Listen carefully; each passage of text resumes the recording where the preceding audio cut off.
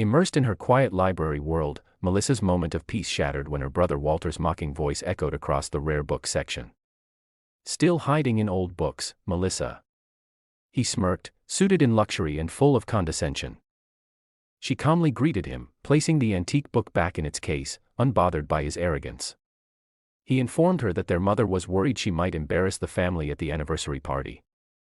His tone dripped with superiority as he reminded her that being a librarian was a family disappointment. But Melissa remained composed, hiding the fire within. After assuring him she would attend, dressed appropriately, Walter bragged about a business deal and his growing empire. Melissa forced a smile, suppressing the truth she held close about the encrypted laptop in her office, the hidden empire she ran, and the meetings lined up with Osaka, Paris, and Boston. As Walter left, dismissing her once again, Melissa returned to her private office, locked the door, and powered on her custom-built computer. Within seconds, secure lines lit up across continents. Her assistant greeted her with updates on the Lawrence deal. Melissa reviewed the final documents and gave clear instructions. In 6 hours, the party would begin. In less than 24, the world would know who she truly was. Melissa prepared for the evening with quiet precision. A message from her mother reminded her to style her hair. The Hughes would be attending. Without revealing her true status, Melissa headed to her private salon appointment in a building she secretly owned. Emma, unaware of Melissa's empire, casually mentioned that Walter had been there earlier, bragging about acquiring a tech company. Melissa smiled slightly and replied, "He's trying to buy it." There's a difference. While Emma worked on her hair, Melissa reviewed live updates on the Lawrence acquisition through her secure phone. Everything was running smoothly.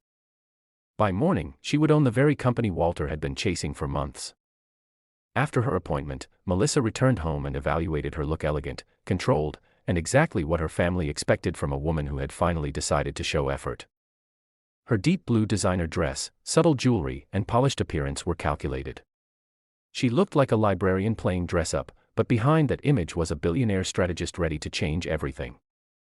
A final check-in with her assistant confirmed all was set. As she left for the party, she knew her real identity would remain hidden for one more night, just enough to let Walter have his last moment of imagined triumph. Melissa arrived at the Grand Thompson estate as luxury cars lined the driveway, a symbol of the generational wealth her family proudly showcased. She stepped out of her modest dowdy, an intentional choice to match the librarian image they expected. Roy, the family's loyal butler, greeted her at the door and directed her toward the main hall. Inside, the soft sound of a string quartet floated through the air, mingling with laughter, clinking glasses, and rehearsed social niceties. Her mother's voice rang out, "Melissa, you look presentable," high praise by Hannah Thompson's standards.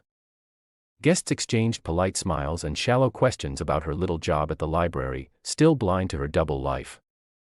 Her father, surrounded by his golf buddies, embraced her with drunken warmth and proudly announced her presence, only to be followed by Peter Hughes' condescending remark about her books. Melissa responded gracefully, letting their dismissal slide. Then, Walter entered, polished, loud, and basking in the spotlight. Glass raised, he silenced the room for an announcement. Today, he declared, Thompson Industries was about to acquire Lawrence Tech. The crowd erupted in applause. Their parents beamed. Melissa sipped her champagne quietly, already knowing the truth. Walter found her and smirked, dripping with arrogance. "What do you think, little sister? Ready to admit you backed the wrong horse?" Melissa met his eyes calmly. "I think you shouldn't count your chickens before they hatch." Her tone unsettled him, but the moment passed as dinner was called. Melissa walked toward the dining hall, knowing this was the last time Walter would speak to her like she was small. Melissa took her seat at the far end of the grand dining table, quietly noting how far she was placed from the spotlight guests. A subtle snub that would not age well. The conversation buzzed with Walter's confident voice dominating the room. He spoke of success, business instincts, and legacy, while Melissa received shallow compliments and backhanded remarks. Mrs. Hughes leaned closer and whispered with polite confusion. "You were so bright in school, Melissa. You could have been anything. Why did you choose books?" Melissa, calm and unreadable, responded that books teach us to see beyond appearances, that not everything is as it seems. But her words only drew an indulgent smile and a sigh. "At least your brother is carrying the family name forward." Dinner continued, and then Walter rose once again, proposing a toast to their parents and dropping another sarcastic nod toward Melissa for proving not everyone is made for business. The room chuckled gently. Melissa raised her glass without reaction. Her mind was not at the dinner table. It was on the documents scheduled to go live in the morning. Walter found her later near the dessert table. Enjoying the party, he said, his tone smug. Melissa remained poised. Mom and Dad must be proud. He nodded with pride, adjusting his tie, then glanced at her shoes with mock curiosity. How much does a librarian make anyway? Enough to buy those shoes. Melissa replied, her voice cool. I am good with money. As he turned away unaware of the coming storm, Melissa texted Lauren. Everything ready for tomorrow? Lauren's reply came instantly. All set. Press release goes live at 8 a.m. Melissa smiled slightly and walked away from the table filled with people who had no idea what she had done. The next morning Melissa arrived at the library just as she had every day for the past 8 years.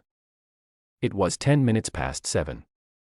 Her sensible shoes echoed confidently across the marble floor. The receptionist greeted her with the same casual smile, unaware that the head librarian was about to dominate national headlines. Inside her office Lauren was already waiting, tablet in hand. Within the library she was Melissa's assistant, but beyond these walls she was the chief operating officer of Thompson Global Partners. Everything is ready, Lauren reported. The lawyers are logged in from Osaka and the press release is scheduled to go live in exactly 50 minutes. Melissa powered on her secure laptop connected to the private server and opened the final documents.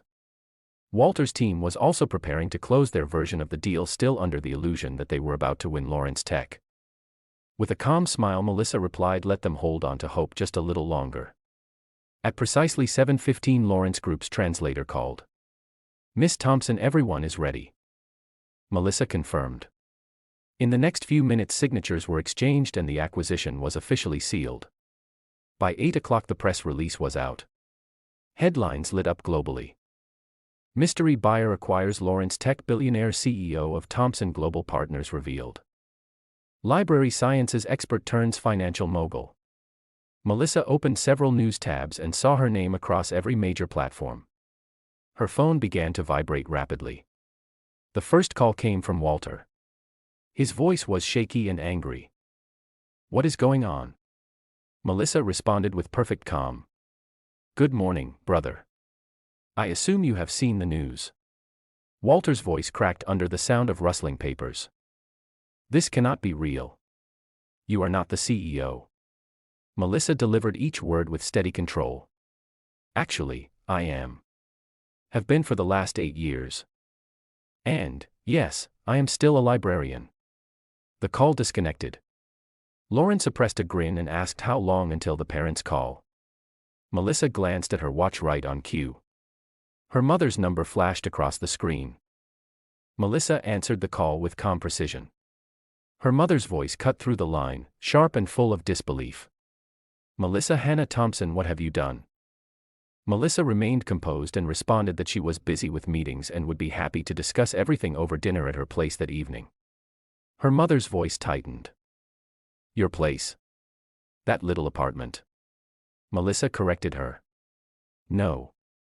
The penthouse on Commonwealth Avenue. I will send the address. After a long pause, her mother responded quietly. Commonwealth Avenue. Melissa confirmed and ended the call. She turned to Lauren, who stood ready. Send the second press release. Lauren nodded.